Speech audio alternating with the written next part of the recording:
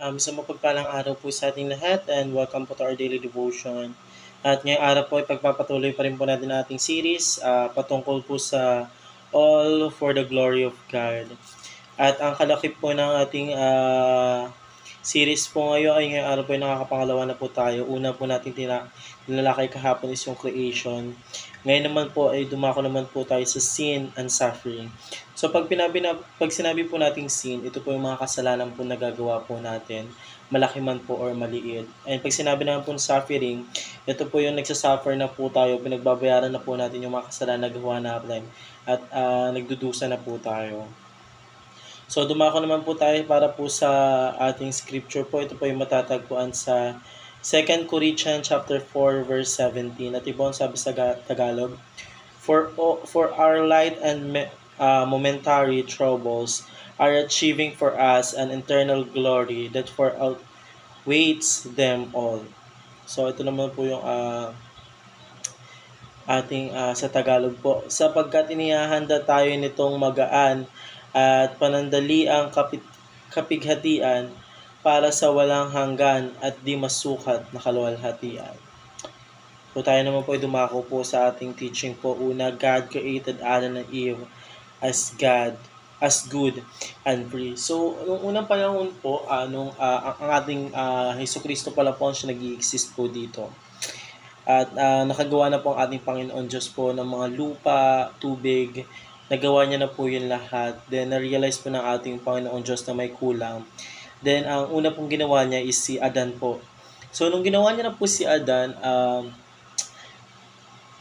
nanirahan po si Adan ng good and free po doon po sa Eden po, doon po sa kaharian po ng ating Panginoon Diyos. So, nakatira na po doon si Adan, inutusan po ng ating Panginoong Diyos na bigyan ng mga pangalan ng mga hayop na meron po na nag-i-exist dito sa mundo kasi yung po yung unang task po ni Adan na binigay po ng ating Panginoon Diyos. Then na-realize po ng ating Panginoong Diyos na parang may kulang po, na parang actually masaya na si Adan, pero parang feeling ng ating Panginoon Diyos is parang may kulang. Then that time, ginawa niya si Eve. So nung ginawa niya si Eve, nanirahan na sila sa Adan at nanirahan na sila sa Eden. Then magkasintahan sila at nanganak. At so yun, at nanirahan sila ng good and free. So lahat ng mga basic needs po ni Adam at Eve ay provide po ng ating Panginoon Diyos doon po sa Garden of Eden. Then malaya po silang nanirahan po doon sa Garden of Eden, but in one condition po. Pinagbawal po ng ating Panginoon Diyos na pitasin po yung isang bunga po ng puno doon. And that moment is yun na naman yung inuutos ng ating Panginoon Diyos, then namuhay sila ng good and free. So, pangalawang katuruan po, God allowed suffering for sin, greater glory. So, pinapahintulutan po ng ating Panginoon Diyos ang mga makasalanang mag-suffer po ang mga may makasalanan po, kasi pag alam po nila may kasalanan sila, at the end po, ginaglory pa rin po nila yun kay God. Parang sinusurrender pa rin po nila yung mga kasalanan na gagawa nila. Like, Lord, I surrender my sin to you. Parang at the end po, nag-greater glory pa rin po ang ating Panginoon Diyos. So, ina-allowed niya po ang bawat mga anak niya po na mag-suffer po din sa sin ng mga nagagawa nila for our God glory po. Kasi at the end po, ang ating Panginoon Diyos pa rin po ang siyang mapupuri po at masasamba po ng mga anak niya po makasalanan. Kasi alam po nila na ating Panginoon Diyos lang po ang siyang tunay nagmamahal po sa atin ng buot puso at walang nagagawang kasalanan po. So, pangatong katuruan po, God gave Jesus to bear the penalty for sin. So, ang ating Panginoon Diyos po kasi is may tatlong persona, the Father, the Son, and the Holy Spirit.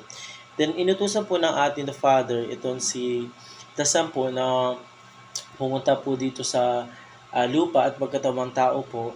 Then, after that, ang the Son po is siya po yung Jesus Christ po. Ang siya po nag-suffer po lahat ng sin po na nagawa ng po ng kanyang mga anak po.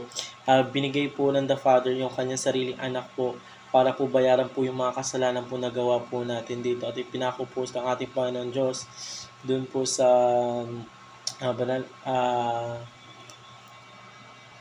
na krus po. Doon po siya pinako po, doon po siya pinarasan hanggat malagutan po ng hininga.